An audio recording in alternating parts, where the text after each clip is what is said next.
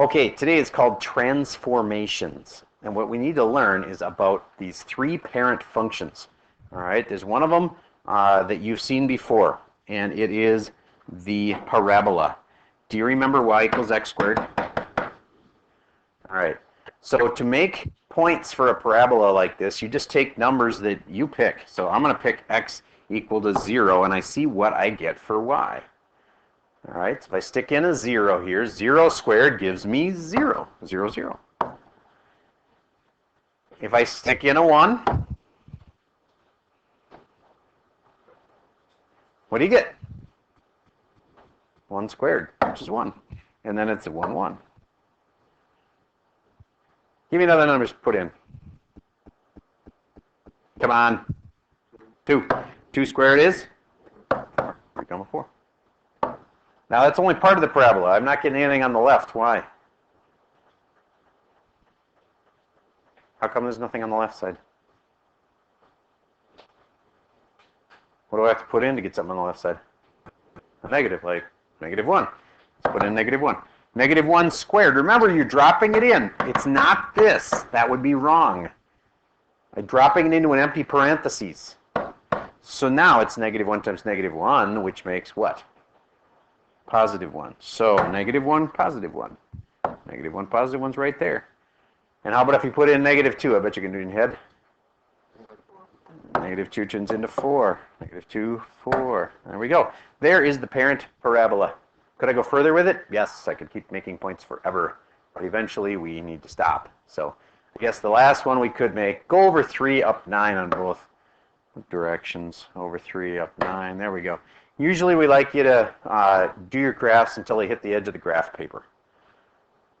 All right, so that guy goes down there, makes the turn, and then comes back up again.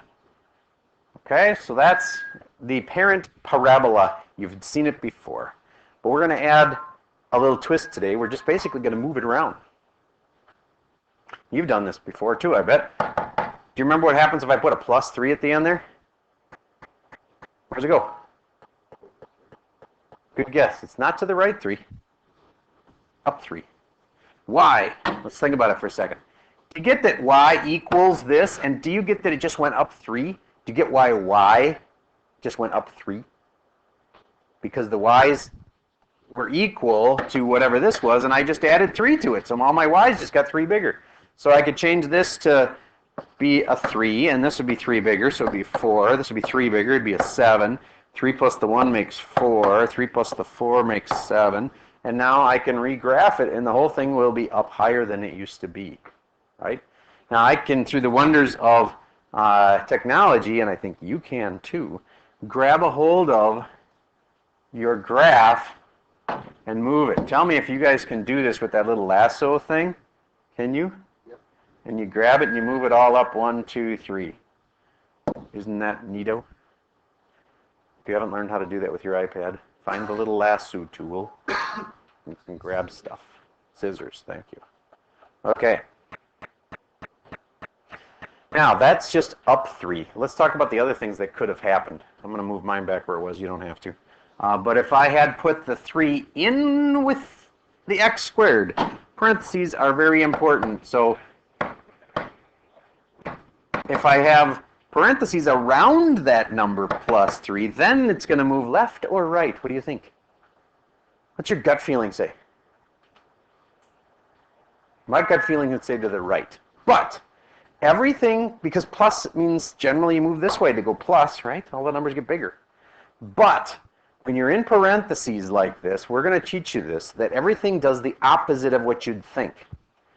If I double this in the inside, put a 2 in front of it, and times everything by 2, you'd think it would get twice as big. It actually gets half as big. When I think it's going to move to the right, it's actually going to move to the left. So when I have +3, it seems to me like that should be right 3, but why don't you write this down for yourself?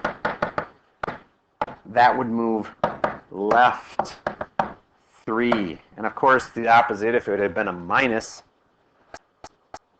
then it would seem like it would move to the left, and it would actually move to the right. So a +3 would move left 3. A plus, let's say a 5 out here, that would move up 5. So today we're just moving them left, right, up, down. We're not going to be moving them, we're not going to be making them flip, which we will later. We're not going to be doing anything super complicated to them, just kind of moving them left or right or up or down. Okay. But do you get, if you didn't know where these parent points were, you might know that you're supposed to move it up 3, but you don't know like where the starting points are. All right, I want you to go to the next graph that I made for you. It looks like, just a second here. That one, they're all identical. So get to another one of those. And I'd like this time for you to just, by yourself, without me, I'd like you to go like this. Y equals square root of x. It's a completely different looking graph. And I want you to just stick in some numbers. Stick in 0, 1, 2. Stick in some negative numbers also and see what happens. And then give me some points. Once you get the points, graph them. And try to graph it until you run out of real estate on your graph. Okay? I'm going to pause for a second while you try that without me. Okay, so here's what you should do. Whenever you're faced with a graph, you just pick numbers. Anything you want. I'm going to pick 0. And then what do? You put the 0 into the function. 0 gets dropped in right there. Technically, there's a little parenthesis right there, and I'm dropping in a 0. What is the square root of 0? 0, because 0 times 0 makes 0. So 0 has a square root. 1 is another nice, easy number to put in. Heck, I'd always put in 0, 1, and 2 as my choices as a way to start anyway. So I'm putting in a 1, and now I have a 1 going in right there. Square root of 1 is 1, because 1 times 1 makes 1. Okay? 2 becomes a problem, because square root of 2 is not a nice number. I don't know what it is. It's some decimal, like 1 point something, but I don't know, so I just kind of skip over it. And I go, okay, what would be another number I would like to do the square root of? Say it. 4. So I'm going to go 4 in here. And 4, when I put it in here, square root of 4 is 2. Now I'm going to graph these points. 0, 0, 1, 1. If you haven't already, get these graphed, please. And 4, 2. Now, let's just for kicks, let's put in a negative 1. Think for a second now. When I put in a negative 1 into this function, it's the square root of negative 1. Can you do that? Not in the real world, only imaginary. And by the way, anytime anything's imaginary, you can't graph it. Okay? Imaginary things can't be graphed. They can only be seen, kind of like leprechauns. You know they're there, but you can't see them. You can't see them on the graph, at least. All right, so I'm going to move on to another thing I can do the square root of. Finish your graph so it goes all the way to the edge of the paper. We know it's not going to go this way. We know it's going to go this way, and you can kind of see where it's headed. But there's one more point you should be able to do in your head. Think about it. Mr. M in the back row, what is the point? 9, comma, what? 9, comma 3, because take 9 and take the square root of it, and you get 3. And look at that. It actually matches up with where this line was headed. That is the parent function called square root of x. You got to know what a parabola looks like. You got to know what a square root looks like. I sometimes call this a ramp. You see why it kind of looks like a ramp? Like you could drive up that thing. I don't know what else to call it. The other thing it sort of is, if you think about it, it's a parabola buried in the sand. And the part that's under the sand here is like invisible. But otherwise, it's kind of like a sideways parabola buried in the sand. However you want to think of it, I'm going to call it a ramp. All right, so there's a ramp shape. And then the last, oh wait, and let's say I wanted to move it. If I did this to it, do you know that a square root is just like a parenthesis? It groups what's underneath the square root, just like a parenthesis groups stuff like this. This one we just learned a second ago, and it moves which way, left or right? That was left 3. Good. And just like this grouped that, now if I put a square root over it, that groups that the same way. So if I had the square root of x plus 3, do you get that would move the same exact way? Which way? Left. It's going to move left 3. And then what if I put something outside the parentheses, or sorry, the bracket. See, parentheses, bracket, kind of the same thing. Like plus 5. Now this one moves both 3 to the left, and what's that plus 5 do? Up 5. All right, so you just take your little scissors tool. Go ahead, move this thing. 3 to the left and up 5.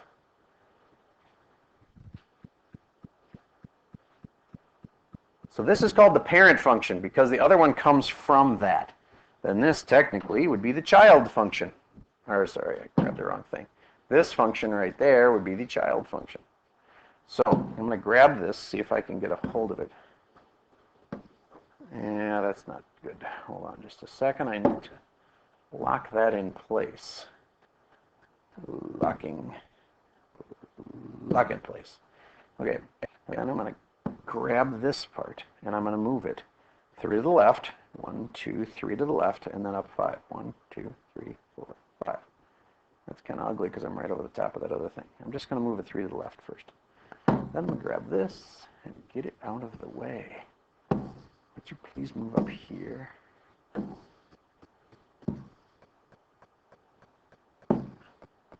There.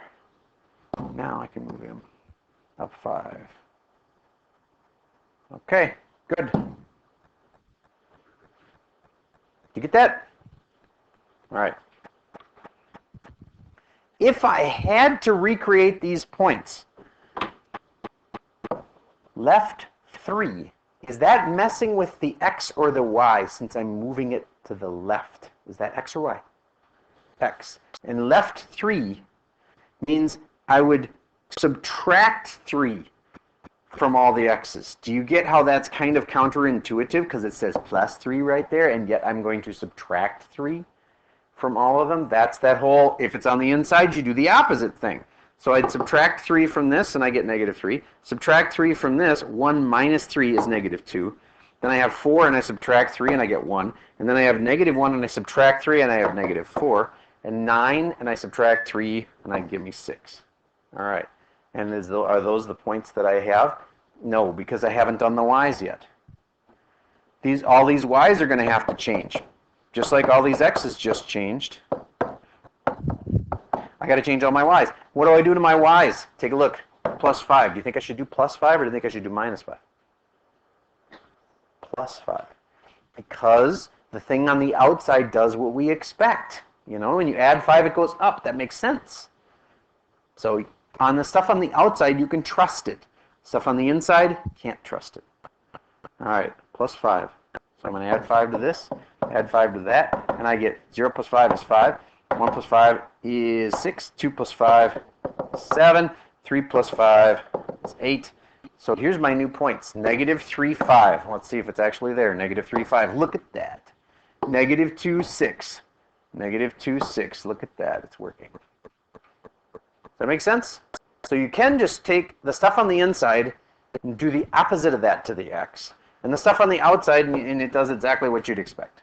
You don't have to do it the opposite. If it says plus 5, you do plus 5. Because you can trust the stuff on the outside. Stuff on the inside is counterintuitive.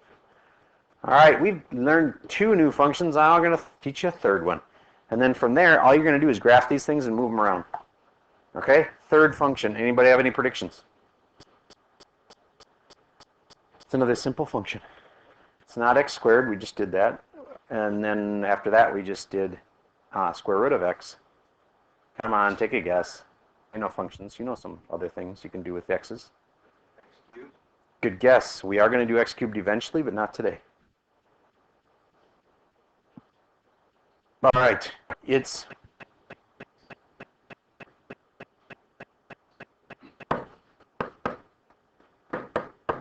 your 3. Y equals this, y equals that, and y equals that. What's that one called? Absolute value of x. All right. Now, you know the absolute value.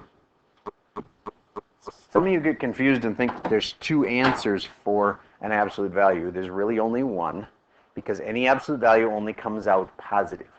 You can't have an answer come out negative. Some of you will be thinking about that equation we solved, which would be like this.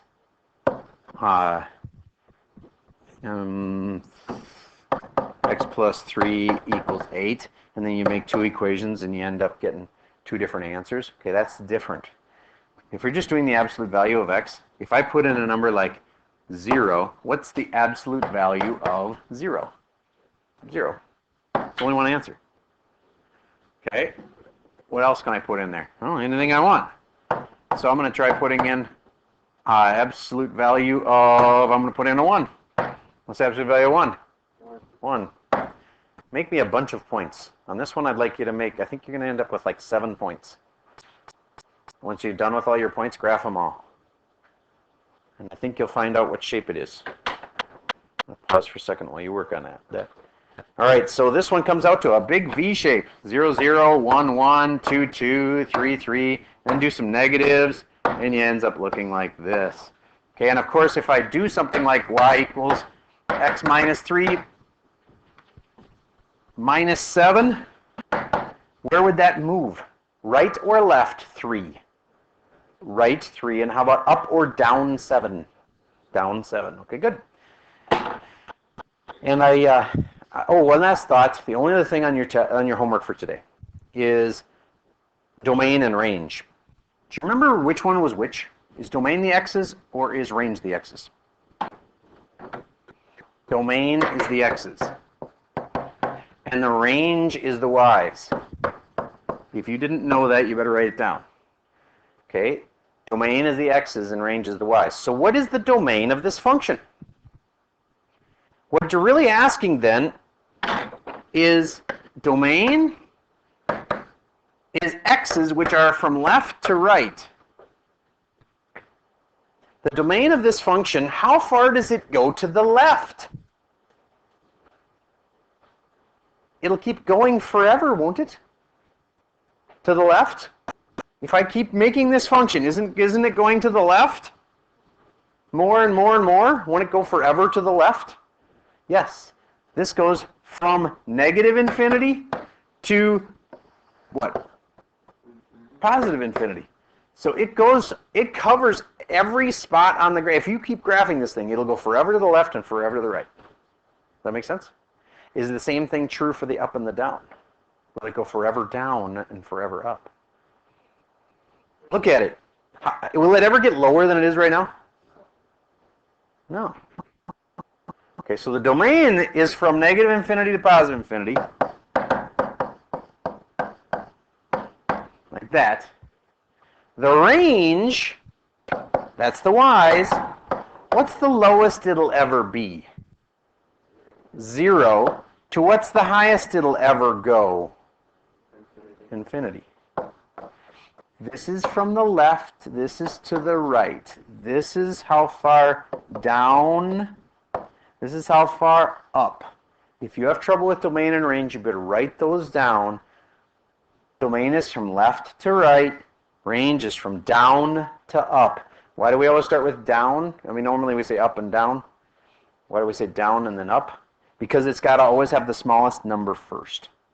Always have the smallest number first. All right, last thing, I did one little thing wrong here, and this is a fine point, but hey, you guys are in the honors class, so you should be able to handle this. Does it touch at 0?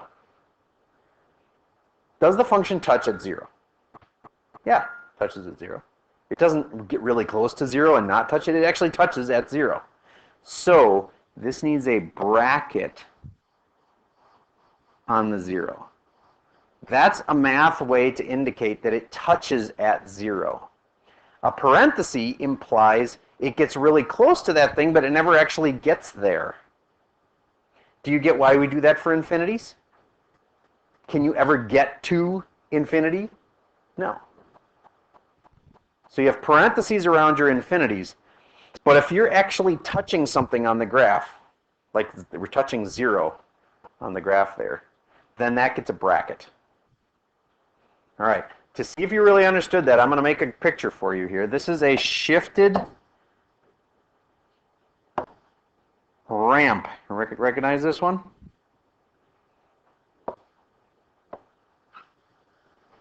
That's a parent function that's been shifted to the left and it's been shifted up.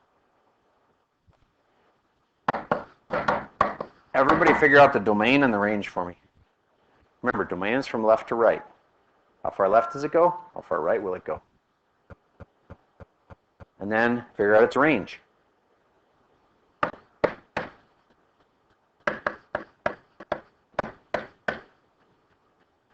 The domain is the x's, so it's from left to right.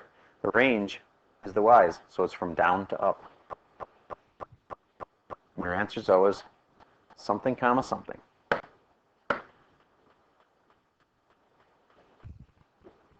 If you think you got it, let me know.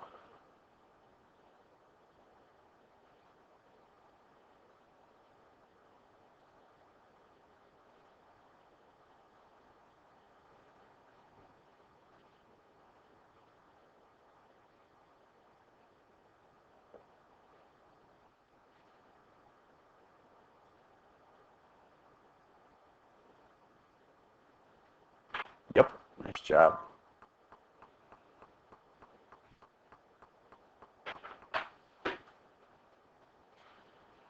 Yep, nice job.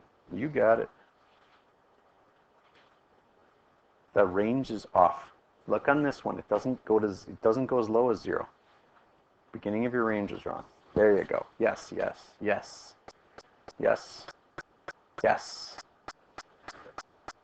Yep. Now for the many who are lost, let me show you. From left to right, what's the furthest left it goes? -1. Comma, what's the furthest to the right that it goes? Do you get it? It'll keep going forever. From -1 to infinity. All right. Then the next little one is how far down does it go? Down. What's the lowest it goes? It goes to 1. 1 right here is the lowest it goes. It'll never go below that. Okay. So then it goes from 1 to, what's the highest it will go? Infinity. Okay. And then, do you always just put parentheses around everything? No. Does it actually touch at -1? Yes, it does. Bracket. Does it actually touch at +1 when on the range here? The range, yes, it touches. So at the beginning here, infinities always have parentheses, and they always will. But your brackets, almost always you're going to have brackets around numbers. Now there's some functions that get really close to a number, but don't touch it. So sometimes you can have parentheses around a number also. It's just a question is, on the graph, will it actually touch that spot? So this final answer is again for the domain and range. Here's the domain, and here is the range. This is from the lowest to the highest it went. This was furthest left it went, and the furthest right it would go. Okay, that's all I have for you for today.